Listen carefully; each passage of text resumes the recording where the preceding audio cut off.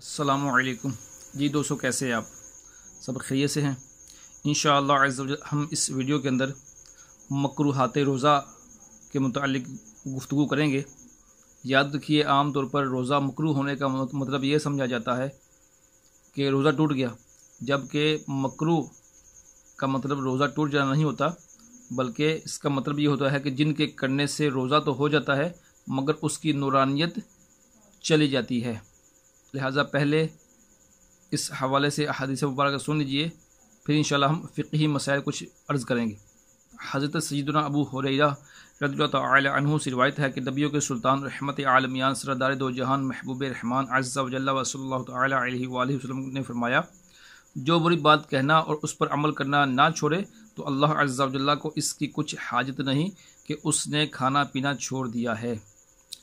حضرت سیدنا ابو ہریرہ رضی اللہ تعالی عنہ سے روایت ہے کہ نور مجسم شاہ بنی آدم رسول محتشم غریبوں کے ہمدم صلی اللہ تعالی علیہ وآلہ وسلم کا فرمان رحمت نشان ہے، روزہ سپر یعنی ڈھال ہے جب تک اسے پھارا نہ ہو۔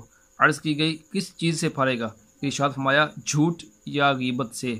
حضرت سیدنا عامر بن ربیعہ رضی اللہ تعالی عنہما سے روایت ہے کہ میں نے بے شمار بار سرکار والا تبار باذن پروردگار دو جہاں کے مالک و مختار شہنشاہ ابرار صلی اللہ تعالی علیہ وآلہ وسلم کو روزہ میں مسواک کرتے دیکھا۔ آئیے اب چند مسائل بھی سن لیجئے۔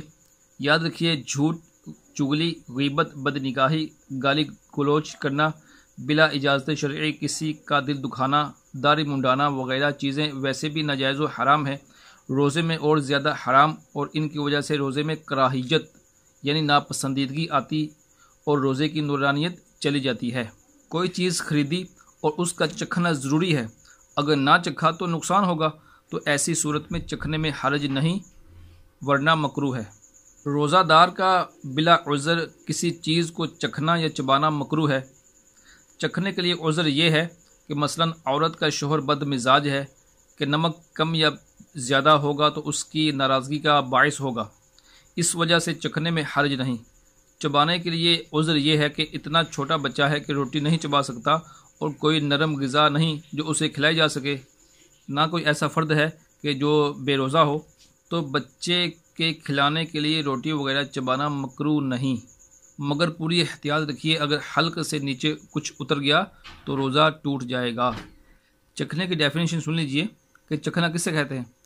چکھنے کے معنی وہ نہیں جو آج کل عام محاورہ ہے، یعنی کسی چیز کا مزہ دریافت کرنے کے لیے اس میں سے تھوڑا کھا لیا جاتا ہے کہ یوں ہو تو کراہیت کیسی، بلکہ روزہ ہی چلا جائے گا، بلکہ کفارے کے شرائط پائے جائیں تو کفارہ بھی لازم ہوگا۔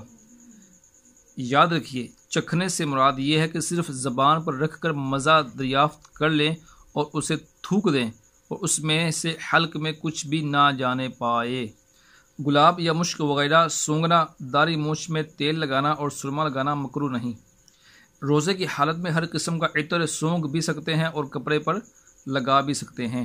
روزے میں مسواک کرنا مکروہ نہیں، بلکہ جیسے اور دنوں میں سنت ہے ویسے ہی روزے میں بھی سنت ہے۔ مسواک خشک ہو یا تر، اگرچہ پانی سے تر کی ہو، زوال سے پہلے کریں یا بعد، کسی وقت بھی مکروہ نہیں۔ ہاں، اگر مسواک چبانے سے ریشے چھوٹیں یا مزہ محسوس ہو تو ایسی مسواک روزے میں نہیں کرنی چاہیے۔ یاد رکھیے، اگر روزہ یاد ہوتے ہوئے مسواک کا ریشہ یا کوئی جز حلق سے نیچے اتر گیا تو روزہ ٹوٹ جائے گا۔ بعض لوگ روزے میں بار بار تھوکتے رہتے ہیں، شاید وہ سمجھتے ہیں کہ روزے میں تھوک نہیں نگلنا چاہیے۔ ایسا نہیں، البتہ منہ میں تھوک اکٹھا کر کے نگل جانا یہ تو بغیر روزے کے بھی ناپسندیدہ ہے اور روزے میں مکروہ یعنی ناپسندیدہ۔ تو یہ کچھ مکروہات تھے۔ مزید معلومات حاصل کرنے کے لیے علماء اہل سنت سے رابطہ کیجیے، علماء اہل سنت کی کتابیں پڑھیے۔